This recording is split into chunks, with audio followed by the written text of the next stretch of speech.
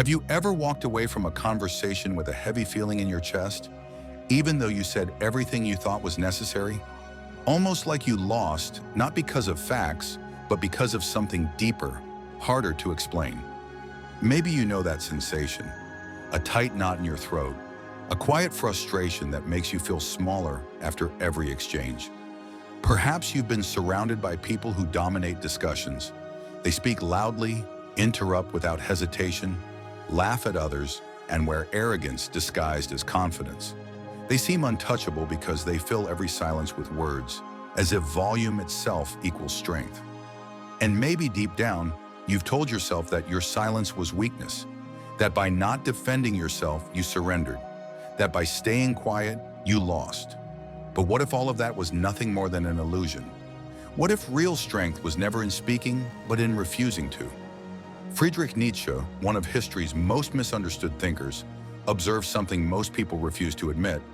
The louder someone speaks, the more they reveal their weakness. Those desperate to convince others have already exposed their insecurity. Their endless need to explain is not power, it is fear, carefully wrapped in noise. We live in a world that conditions us to believe every conversation is a battlefield. We are taught that if someone challenges you, you must respond instantly, defend your honor, explain your ideas, and fight for the truth. But Nietzsche saw a different path, a path sharper, subtler, and infinitely more dangerous. He believes silence is not emptiness, but presence. Silence unsettles, it destabilizes, it forces others to face themselves in ways they desperately avoid. This is why this message is for you, for the person who often feels ignored, overshadowed, or dismissed, for the one who leaves discussions with the aching sense that no one truly heard what you meant, for the kind-hearted soul who keeps the peace while others take advantage of your calm. You may have confused your silence with submission, but today you will begin to see silence for what it truly is, a weapon. A power capable of shifting the entire balance of an encounter without you saying a single word. The victory you're searching for doesn't come from arguing better or speaking louder. It doesn't come from proving others wrong. True victory lies in no longer needing the argument at all. From this moment on, we will step into Nietzsche's world. A world where silence is not an absence of response, but the ultimate response. A world where silence dismantles arrogance, exposes insecurity, and commands authority.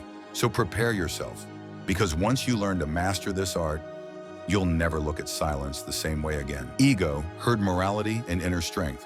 Why is it that we feel such a desperate need to answer back, to correct, to argue, to prove that we are right? Since childhood, we've been conditioned to believe that silence equals defeat, that if we don't respond, we're letting others win. But Nietzsche looked at this belief with brutal honesty. He saw it not as a sign of strength, but as a symptom of weakness. Behind the urge to always react hides the most fragile thing of all, the ego. The ego cannot stand being questioned. It confuses disagreement with personal attack. It turns even small conversations into battlefields. And in these battles, most people are not searching for the truth. They're searching for dominance. Think about it. When someone argues with you, are they really trying to uncover reality? Or are they trying to protect their fragile sense of identity? Nietzsche insisted.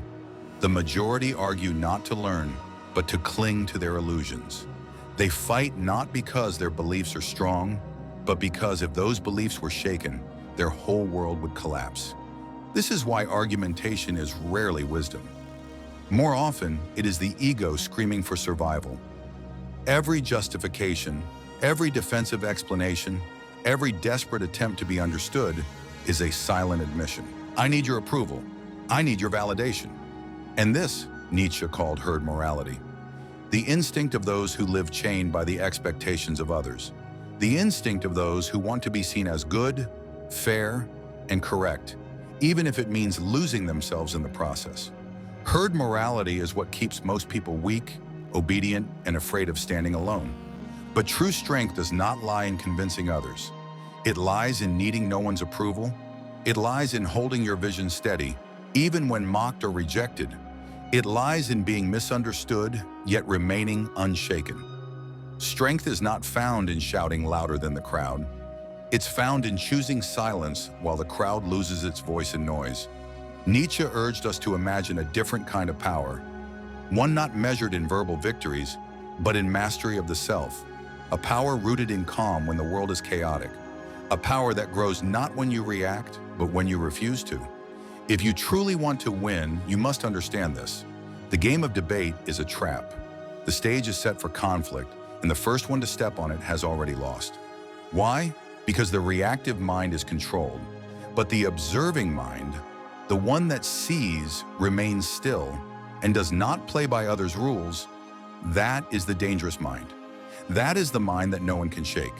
So the real question becomes, if we are not supposed to argue, defend, or explain, then how do we show our strength? If words betray us, then how do we impose presence without uttering a single phrase? Nietzsche had an answer, and it was not just theory, it was embodied in the most radical figure of his philosophy, the Übermensch, the overman, the one who transcends the need to argue, who reshapes the world not with words but with unshakable presence. And that is exactly what we'll step into next. The Übermensch and the strategy of silence. Nietzsche never wrote for the masses, he wrote for the rare few, those with enough courage to face themselves, to strip away illusions, and to transform suffering into strength. The ordinary person, he believed, remains trapped in conventions, in morality designed to keep them obedient, in the endless craving for applause. But then there exists another kind of being, a dangerous kind, a free kind, the Übermensch, the overman. This figure does not live by reacting to the world. He does not waste energy proving himself to others. Instead, he shapes the world according to his own will. And the most fascinating part? He often does this in silence. The Übermensch doesn't care about winning debates. He does not play emotional games. He watches, he listens. He decides carefully when to speak, and more importantly, when not to. He has discovered what others ignore, that silence itself is a language. But this language is unlike any other. It doesn't try to persuade, it imposes presence. The silence of the Übermensch is heavy, charged with authority. It is not the emptiness of having nothing to say, it is the stillness of someone who has already mastered themselves. While others yell, his calm gaze speaks louder than their noise. While others justify, he simply observes, and in his observation, their weaknesses begin to unfold. This silence is not passive, it is a fortress, it is a weapon. Those facing it grow uneasy, because in the absence of words, their own insecurities echo back at them. They start guessing, doubting, and revealing too much. They lose their balance, and in that imbalance, they expose themselves completely. The Übermensch understands that every word is a move revealed, every emotional reaction a weak point exposed. That is why he remains silent, not because he cannot speak, but because he does not need to. His presence alone already delivers the message. And this is what makes silence so disturbing in a noisy world. In a society where everyone competes to speak, explain, argue, and prove themselves, the one who masters silence becomes untouchable. Silence becomes his crown, his shield, and his blade all at once. Nietzsche saw the Übermensch as someone who creates his own rules, his own values, his own morality, a being who cannot be manipulated by guilt, fear, or the hunger for validation. His silence protects him from all these chains. And when he finally does speak, it is not to argue, it is to strike. One sentence, one phrase can crush the foundation of a false belief, because words spoken after silence carry a weight that noise never can. But here's the deeper question. Why does silence hold such unsettling power?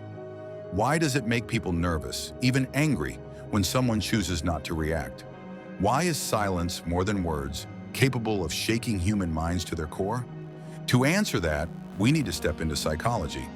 Because Nietzsche's intuition about silence would later be confirmed by science, silence does not simply withhold, it destabilizes. And it does so in ways far more powerful than most realize. The psychology of silence and breaking manipulation. Silence is not the absence of sound, it is a mirror. And for many, what that mirror reflects is unbearable. When you choose not to react, you are not just holding your tongue, You are forcing the other person to confront themselves. Without your resistance, they are left alone with their own voice, their own arguments, their own insecurities. And most people are terrified of that. Why? Because people don't always speak to express the truth. They often speak to protect themselves, to cover up the gap between who they are and what they claim to be. Words are used as masks, and when you stay silent, those masks begin to slip. Modern psychology has confirmed what Nietzsche already sensed. In confrontational moments, silence is often perceived as judgment. It doesn't matter if you're simply listening. The other person begins to feel exposed, insecure. Their brain goes into alarm mode. The amygdala, the part that processes fear and anxiety, activates. Suddenly they begin projecting their own doubts onto you. Is he judging me? Did she notice my weakness? Does he see through my bluff? This is why silence cuts deeper than words. It enters the mind like an invisible blade. It doesn't wound where others can see, but it leaves scars that everyone feels. Manipulators especially cannot survive silence. Their power depends on your reactions. They need you to defend yourself, to argue back, to justify. Every time you react, you feed their control. But when you withhold that reaction, their entire strategy collapses. They panic. They reveal themselves. They show the cracks they tried so hard to hide. But silence doesn't only break manipulators. It also stirs something deeper in ordinary people. Old wounds, traumas of rejection, abandonment, humiliation. Because when you don't react, the other person suddenly realizes they are not the center, that their words aren't enough, that their presence alone does not guarantee importance. For the ego, this is unbearable. And this is why your silence is not just a defense, it is an attack. It pierces the illusion others live inside. But make no mistake, silence is not easy. It is not only uncomfortable for others, it is also uncomfortable for you. Everything in your body will want to fight back, explain, justify. Your mind will scream, say something. That impulse is strong because it's been trained into you since childhood. And yet this is precisely what makes silence powerful. It demands mastery. It requires you to rise above the primal urge to react. And mastery, Nietzsche insisted, is the essence of true power. Now imagine this. Instead of being just an observer, you begin using silence with intention, not to retreat, but to dominate, not as a passive shield, but as an active weapon. Here's how. First weapon, resist the impulse. Stay quiet when every part of you craves to respond. This kills the ego's addiction to approval. Second weapon, observe. Listen like a hunter in the forest. Notice fears hidden in words, contradictions disguised as confidence. Third weapon, time. Let silence stretch. A pause grows heavier with every second, building pressure until the other person collapses under it. Fourth weapon, unpredictability. When you master silence, others never know what you'll do, and unpredictability breeds fear. But remember, silence must not be confused with weakness. This is not passivity. This is not a submission. Nietzsche despised that kind of silence. The silence we are speaking of here is alive. It is charged with intention. It is not silence of surrender, but silence of strength. The silence of one who can speak at any moment, but chooses not to, because presence alone is enough. And when that moment finally arrives, when you do break the silence, your words fall with the weight of thunder. Not because they were louder, but because they were sharper, truer, undeniable. But silence is not only about victory in arguments. Sometimes it is about survival. Because while silence can protect, it can also imprison. Too often, people confuse submission with wisdom, and in that confusion, they give away their power every single day. And that leads us to the darkest side of this journey.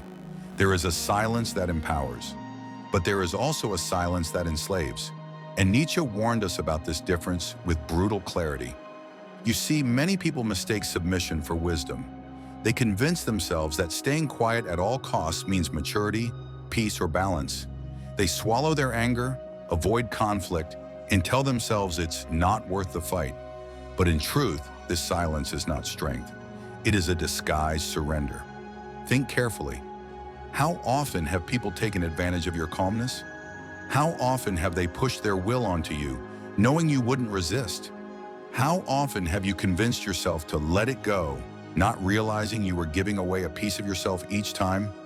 This is the silence of slavery, the silence of those who conform, who diminish themselves, who choose comfort over authenticity.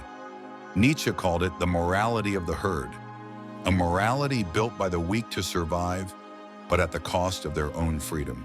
And here lies the danger. When you accept this silence, you slowly erase yourself.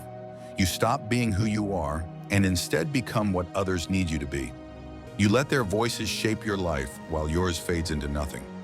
Nietzsche's answer was uncompromising. He wrote not for the ones willing to accept chains, but for those brave enough to break them. He wrote for the person who refuses to be used, who refuses to participate in their own submission. The silence of submission must die. In its place, the silence of presence must be born. This is the silence that does not bend, that does not apologize for existing, that does not hide in the shadows. It is the silence of one who stands tall amidst chaos, unshaken, unafraid. The silence that turns heads without needing to say a single word. And this silence, the silence of mastery, is the silence Nietzsche would respect. So how do you reach this level? How do you move from being silenced to commanding silence? How do you kill the herd within and rise as the Übermensch, the master of your own presence? The answer is simple but difficult. You must reclaim yourself. You must stop needing validation. You must stop reacting to every provocation. You must silence not just your tongue, but your craving to be approved. Because true silence is not an escape. It is not fear. It is not the absence of conflict. True silence is pure presence. It is the silence of the warrior who has already won before the battle begins. It is the stillness of the one who no longer needs to prove anything to anyone, because their very existence speaks louder than words ever could. Now ask yourself, how many times have you been silent for the wrong reasons? How many times have you given away your power by refusing to stand your ground? How many times have you betrayed yourself just to keep others comfortable? Nietzsche would tell you this: living that way is an insult to life itself. To accept submission is to deny your own existence. From today, your silence must change its meaning.